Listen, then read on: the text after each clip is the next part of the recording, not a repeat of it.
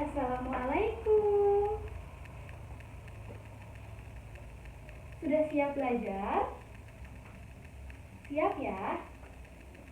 Sebelum mulai, Assalamualaikum warahmatullahi wabarakatuh. Yang semangat dong. Assalamualaikum warahmatullahi wabarakatuh. Apa kabar semuanya? Alhamdulillah baik ya. Di sini sepi, ada yang tidak masuk? Oke, nggak apa-apa. Sekarang sebelum kita mulai pembelajaran, Ibu akan absen dulu ya.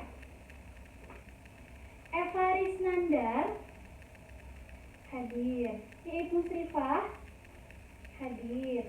Finsa Putri. Kemana Finsa Putri? Tidak masuk? Oh sakit. Ada suratnya? Ya udah nanti Ibu minta ya. Karina Eka Hidayati. Oke, sudah semua? Ada yang belum diabsen? Sudah ya. Sebelum kita mulai pembelajaran hari ini, kita berdoa dulu ya. Amin. Bismillahirrahmanirrahim ya. Ini nih, tujuan pembelajaran hari ini tuh apa sih?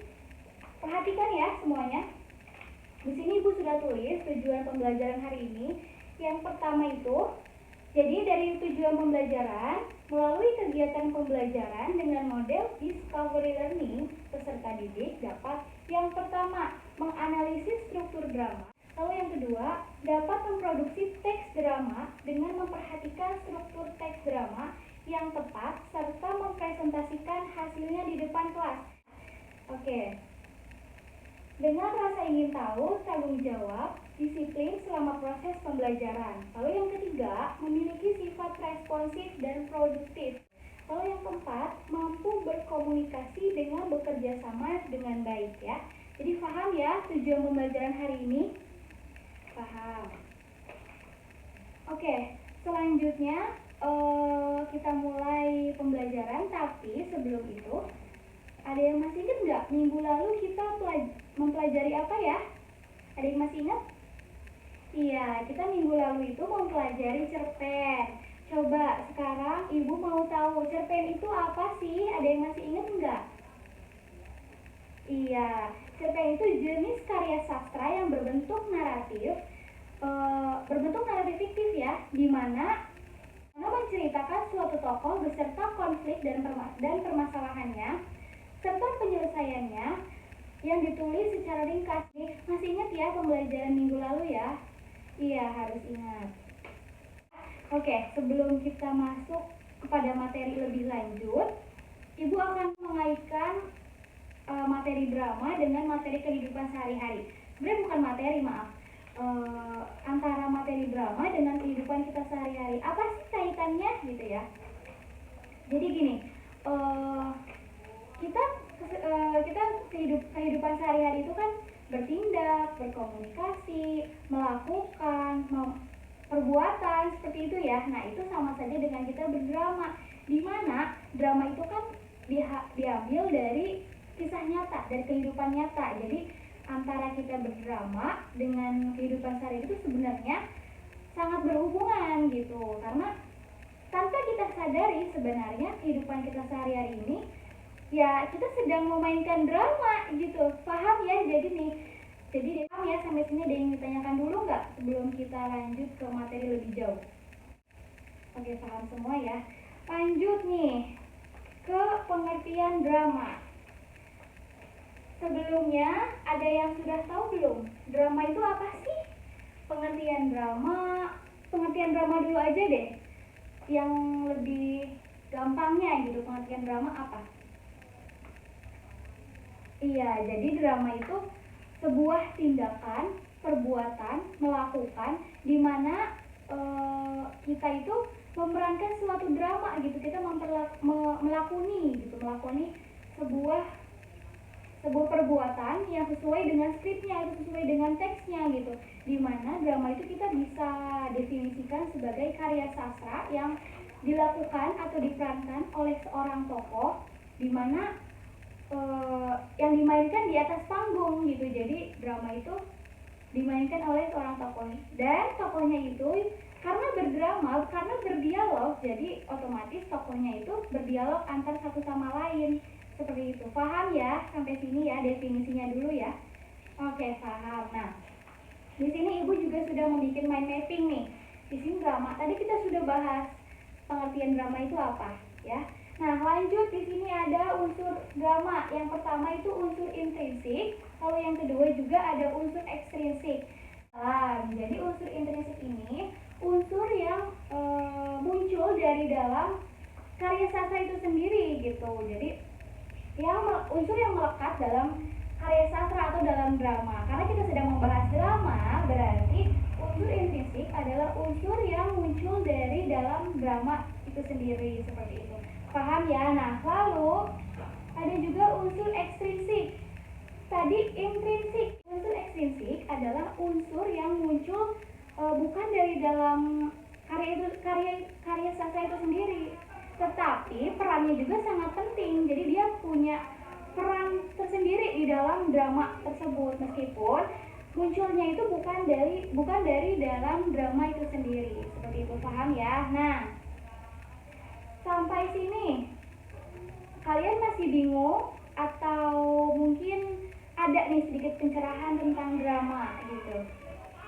Paham ya? Nah, di sini pertama judul. Lanjut nih, unsur intrinsik yang kedua ada tema. Lalu yang ketiga ada alur. Alurnya itu jalan cerita. Jadi jalan ceritanya itu apakah menceritakan alur maju, alur yang kita menceritakan masa depan, ataukah alur mundur, alur yang membahas tentang masa lalu. Lalu yang keempat ada tokoh. Nah, tokoh di sini yang tadi kita sudah bahas di pengertian drama, di mana drama itu kan diperankan oleh seorang tokoh ya. Jadi yang dimaksud dari tokoh sendiri itu adalah orang yang memerankan suatu cerita ataupun suatu karya sastra di mana dia memerankan sesuai dengan teksnya gitu. Jadi apakah dia tokoh antagonis, protagonis, atau mungkin protagonis ya, seperti itu ya. Jadi lalu yang kelima nih ada konflik. Tadi ya, konflik itu suatu masalah di mana pasti semua cerita, semua karya sastra itu pasti mempunyai konflik gitu, pasti mempunyai permasalahan. Lalu yang keenam ada latar. Latar di sini yang menunjukkan tempat serta waktu. Jadi dari cerita yang kita sudah baca, cerita yang kita sudah pahami itu latarnya di mana sih, tempatnya di mana sih, waktunya di mana sih, seperti itu ya. Jadi kita tentukan waktu dan tempatnya melalui latar ini. Lalu yang ketujuh ada amanat. Amanat itu nilai moral. Jadi nilai moral dari sebuah cerita yang kita baca, cerita yang kita bahas, itu nilai moralnya apa? Paham ya ini semuanya? Lalu yang kedelapan, yang terakhir ada bahasa. Jadi dalam suatu cerita itu dia menggunakan bahasa seperti apa? Apakah bahasanya mudah dipahami? Apakah sulit dipahami? Apakah bahasa yang digunakan itu bahasa sehari-hari atau mungkin bahasa formal? Seperti itu ya. Iya. Lanjut nih ke unsur ekstrinsik. Unsur ekstrinsik ini mempunyai 3 nilai. Yang pertama nilai moral, nilai sosial, dan nilai budaya. Tadi yang kita bahas mengenai drama gitu. Nah, sampai sini nih, sampai unsur-unsur drama serta pengertian drama. Apa ada yang ingin ditanyakan? Oke, cukup ya. Paham ya sampai sini ya? Iya, paham. Selanjutnya di sini Ibu punya teks nih. Di sini Ibu mempunyai teks satu naskah drama. Nanti Ibu akan bagikan ke kalian. Kalian dibagi menjadi 5 kelompok. Sok sekarang dibagi dulu ya. Iya, sekarang dibagi dulu kelompoknya. Nanti Ibu akan jelaskan tugasnya itu apa. Seperti itu, paham ya? Iya. Sudah dibagi? Sudah, oke. Di sini Ibu punya satu teks, judulnya itu takut menghancurkan masa depan. Nah, nanti Ibu bagikan, jadi satu kelompok itu mendapatkan satu teks ini. Nanti kalian diskusikan dengan teman kalian. Ibu minta nanti kalian pahami isi teks drama ini, lalu kalian tulis struktur, tulis unsur-unsurnya, unsur intrinsiknya itu mencakup 8 unsur ini, lalu ada juga unsur ekstrinsik mencakup nilai 3 nilai ini. Nanti kalian tentukan unsur intrinsik dan ekstrinsik dari cerita ini. Paham ya? Iya, paham. Nanti Ibu kasih waktu 15 menit untuk kalian berdiskusi dengan teman kalian. Setelah itu Ibu akan memilih nih kelompok mana yang akan maju untuk menjawab dari. Sudah selesai semua? Sudah ya, waktunya sudah 15 menit nih. Sekarang Ibu akan menyebutkan kelompok berapa yang akan maju ke depan nih untuk untuk menjawab unsur-unsur yang terdapat di dalam drama teks yang Ibu beri ya. Dan sekarang Ibu minta ke kelompok 3 untuk maju untuk menyebutkan ini nih unsur-unsurnya ya. Silakan kelompok 3 nih, mana nih? Iya, silakan. Nah, baik. Tadi kan kita sudah ya mendengarkan hasil diskusi dari kelompok 3. Sekarang kita bahas bareng-bareng ya supaya paham semuanya, supaya yang salah dipahami nih, dibenarkan ya.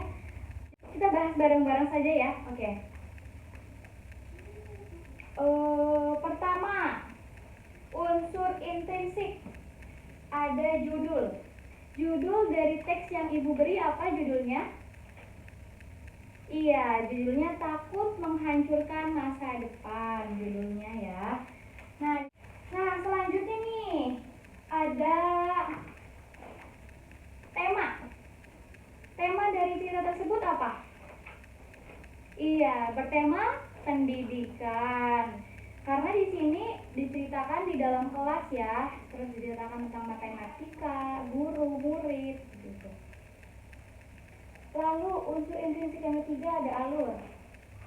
Menggunakan alur apa nih di cerita takut menghancurkan masa depan? Apa alurnya? Iya, alur maju ya, karena di sini ada nih teks yang menerangkan kalau ini alur maju. Lain kali kalian cobalah cari idola yang datang tepat waktu, jangan terlambat lagi ya untuk esok hari. Nah, jadi untuk esok hari nih, untuk masa depan ya, berarti ini menentukan alur maju. Lalu yang keempat, tokoh. Tokohnya ada siapa saja sih di dalam cerita ini? Ada berapa tokoh? Iya, ada 5 tokoh. Yang pertama, Ibu Nita sebagai guru ya. Lalu Anwar, Cahyo, Retno, serta Budi sebagai murid. Lalu di sini ada konflik yang menunjukkan bahwa ini terdapat konflik di dialog keberapa nih? Dialog keberapa? Dialog ke-13 ya, yang mulai dari Ibu Retno ini. Nih, Ibu Retno bilang, Retno bilang, saya takut pelajaran matematika, Bu. Nah, mulai dari situ, konfliknya nih, permasalahan-permasalahan yang muncul di dalam cerita ini, gitu. Lalu, buat penyelesaiannya di mana? Iya, penyelesaiannya itu, Ibu Nita memaafkan Retno ya, yang Retno bilang Retno tidak suka matematika. Itu penyelesaiannya ya. Nah, lanjut nih ke latar. Latarnya di mana? Sudah jelas ya, ini latarnya di kelas. Lalu waktunya pagi hari, siang hari, sore atau malam? Iya, siang hari. Kenapa nih siang hari menunjukkan, ada kata apa yang menunjukkan bahwa cerita ini tuh siang hari? Iya, di sini terdapat kata-kata bahwa si Cahyo dan Budi mengatakan bahwa mereka terlambat masuk kelas karena mereka habis jajan di kantin. Berarti itu waktu istirahat ya, setelah waktu istirahat belajar matematika ini. Iya, seperti itu. Lalu ada amanat. Amanat yang dapat diambil dari cerita tersebut. Apa amanatnya? Iya, amanatnya jangan takut untuk mencoba. Jangan menganggap sulit jika belum mencoba ya. Ini kan di sini Retno bilang dia takut matematika karena dia belum paham dengan matematika gitu. Dia belum terbiasa dengan pelajaran matematika. Makanya dia mengatakan dia tidak suka matematika gitu. Lalu di sini ada bahasa. Menggunakan bahasa apa nih dari cerita ini? Iya, bahasa yang mudah dipahami ya, karena ini mudah banget nih, mudah sekali ini bahasanya. Serta menggunakan bahasa sehari-hari, tidak menggunakan bahasa yang formal ya. Iya, lanjut nih ke unsur ekstensif. Nilai moralnya yang seperti apa? Iya, jadi nilai moralnya nih, jangan saling menuduh kepada sesama teman ataupun orang lain. Terus jangan jangan pernah berbohong demi menyelamatkan diri sendiri, seperti itu. Lalu yang kedua ada nilai sosial. Nilai sosialnya yaitu menjaga persahabatan merupakan hal yang paling penting. Jujur adalah kunci keberhasilan, itu dia nilai sosialnya. Lalu ada juga nilai budaya. Nilai budayanya adalah seseorang yang berbuat salah maka dia yang akan mendapat hukuman. Seseorang yang takut untuk mencoba akan sulit di masa depan karena ada pepatah malu bertanya sesat di jalan. Jadi iya baik. Jadi sudah semua ya, sudah kita bahas semuanya ya. Nah mungkin sampai sini saja pertemuan kita hari ini. Tapi sebelum itu Ibu akan menyimpulkan nih dari pembelajaran drama hari ini. Drama berasal dari kata Yunani yaitu draumai, di mana artinya perbuatan, melakukan, berlaku, serta bertindak. Ya, jadi dapat dikatakan bahwa drama berupa cerita yang diperagakan para pemain yang ada di panggung. Ya. Lalu unsur-unsur drama mempunyai dua unsur, ada unsur intrinsik dan unsur ekstrinsik. Cukup sekian ya. Terima kasih. Wassalamualaikum warahmatullahi wabarakatuh.